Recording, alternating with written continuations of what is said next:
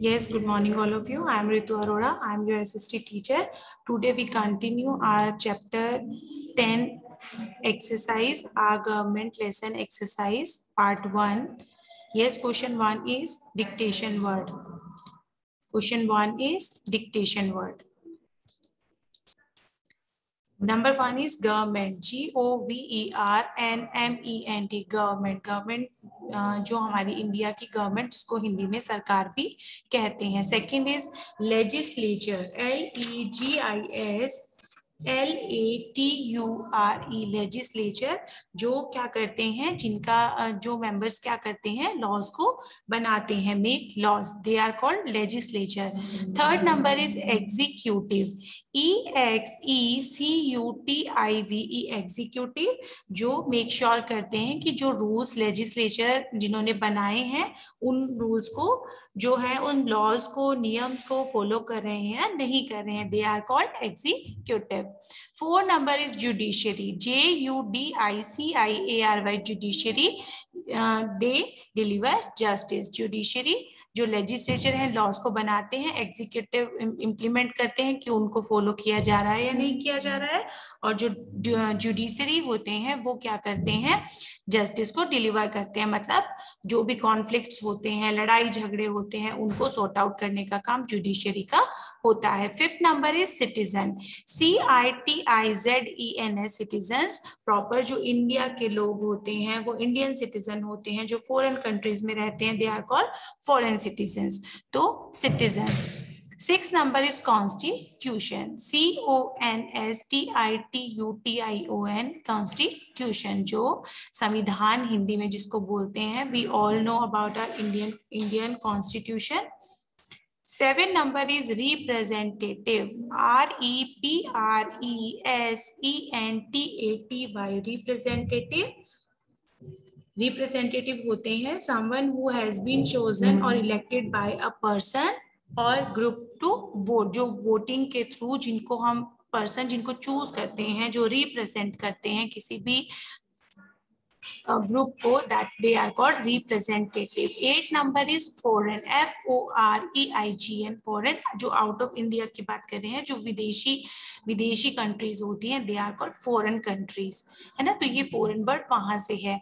9 number is sarpanch, SARPANCH, sarpanch, जो head of the panchayat, they are called sarpanch. 10 number is mayor, MAYOR, mayor, head of municipal corporation, they are called mayor. 11 number is panchayat, PANCHAYAT, panchayat, the people who work for village level, है ना. पंचायत होती है जिसमें 5 लोग होते हैं, जो वहाँ के जो विलेज लेवल के जो प्रॉब्लम्स होती हैं उनको सॉर्ट आउट करते हैं, है ना, विलेज लेवल पे panchayat. 12 number is corporation, CORPORATION, corporation. Question number 2 is define. 1 number is citizen. Citizen, a person who is legally accepted as a member of a particular country. एक person जिसको legally accept करते हैं proper किसी country में as a member, like Indian people, Indian citizen, क्योंकि वो India में रहते हैं, है ना, उनको इंडिया ने लीगली एक्सेप्ट किया हुआ है, they are called Indian citizen. और फॉरेन कंट्रीज के जो लोग होते हैं वो लोकल वहीं लीगली वहीं रहते हैं, तो वो फॉरेन सिटीजन्स होते हैं.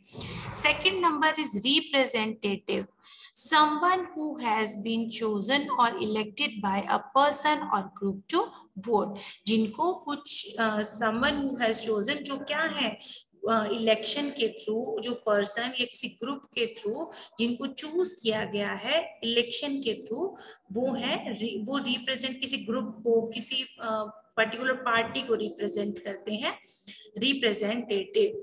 Third number is national. National, we all know about the word national, relating to the whole of nation, जो किसी पर्टिकुलर नेशन से, जो पूरे नेशन से रिलेटेड है, that is called national. Like national fruit, national flag, national anthem, है ना, that is called relating to the whole of nation. 4 number is foreign, FOREIGN, foreign. From another country और in another country, मतलब जो दूसरी country से हैं या किसी दूसरी कंट्री से बिलोंग करते हैं, they are foreigners, that is called mean of foreign, मतलब विदेश की बात हो रही है, आउट ऑफ इंडिया की बात हो रही है। Fifth number is member, someone who belongs to a club, organization और a group, जो ग्रुप के पर्सन्स होते हैं, मेंबर्स, जिनको ग्रुप मेंबर्स कहते हैं, किसी ऑर्गेनाइजेशन के भी हो सकते हैं, किसी क्लब के भी हो सकते हैं, किसी से भी बिलोंग कर सकते हैं। मेंबर्स जो पीपल, लोग कुछ होते हैं, तो वो मेंबर्स ग्रुप में भी हो सकते हैं, ऑर्गेनाइजेशन में भी हो सकते हैं, एंड क्लब में भी हो सकते हैं। Okay, turn to next question, question number 3, fill in the blanks. One number is the dash consists of a group of people who govern the country. जो group of people जो country को चलाते हैं, उनसे क्या बनती है? Government. A government consists of a group of people who govern the country, जो country को चलाते हैं। Second number is the government is made up of dash branches. Government कितनी ब्रांचेस से बनती है? 3 ब्रांचेस से। कितनी ब्रांचेस होती हैं गवर्नमेंट? 3 ब्रांचेस होती हैं। कौन कौन सी होती हैं? 1 number is legislature, number 2 is executive, and 3rd is judiciary. So the government is made up of 3 branches. Third number is the government that is responsible for ruling over the whole country is known as the central government. जो government responsible है पूरी country पे, है ना, पूरी country को जो run करते हैं, जो पूरी कंट्री को चलाते हैं, है ना, वो सेंट्रल गवर्नमेंट होते हैं।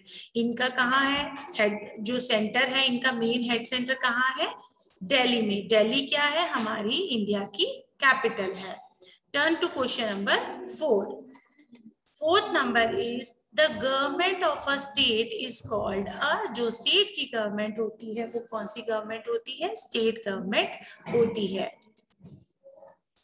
Fifth number is the head of municipal council. जो म्युनिसिपल काउंसिल के हेड होते हैं उनको क्या कहते हैं? चेयरपर्सन। जो टाउन लेवल पे जो वर्क करते हैं, जो टाउन लेवल होता है उस पे वर्क करते हैं, उनको म्युनिसिपल कॉर्पोरेशन, जो अर्बन एरियाज होते हैं उनके जो हेड होते हैं म्युनिसिपल काउंसिल के, उनको कहते हैं chairperson.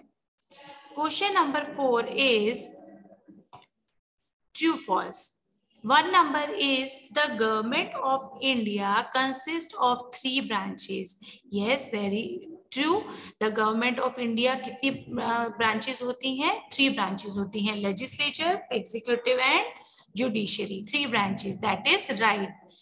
Second number is the government of a state is known as central government. जो गवर्नमेंट स्टेट की गवर्नमेंट होती है उनको सेंट्रल गवर्नमेंट कहा जाता है, दैट इज फॉल्स, क्योंकि जो गवर्नमेंट होती है स्टेट की उनको स्टेट गवर्नमेंट कहा जाता है, that is false.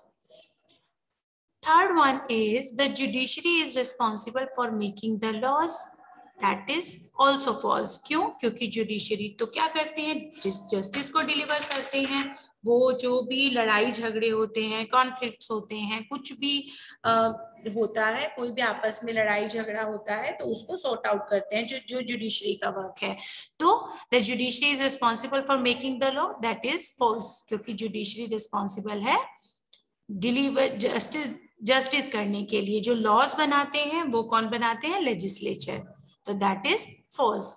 Fourth number is the head of a gram panchayat is known as sarpanch. Yes, true. जो हेड होते हैं ग्राम पंचायत के उनको सरपंच कहते हैं, that is true.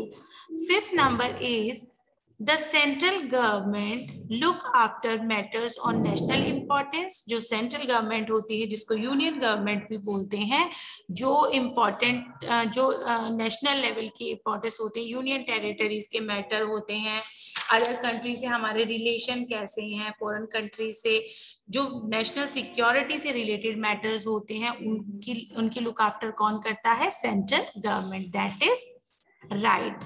Question number 5 is match the following. Match the following. First is central government. So central government का answer is take care of union territories. जो union territories का ध्यान रखते हैं, जिनके जो हमारी नेशनल सिक्योरिटी, जो नेशनल इम्पोर्टेंस है, रिलेशन कैसे हैं फॉरेन कंट्री से, यूनियन टेरिटरीज के जो भी मैटर्स होते हैं उनको सेंट्रल गवर्नमेंट देखती है. Second number is state government.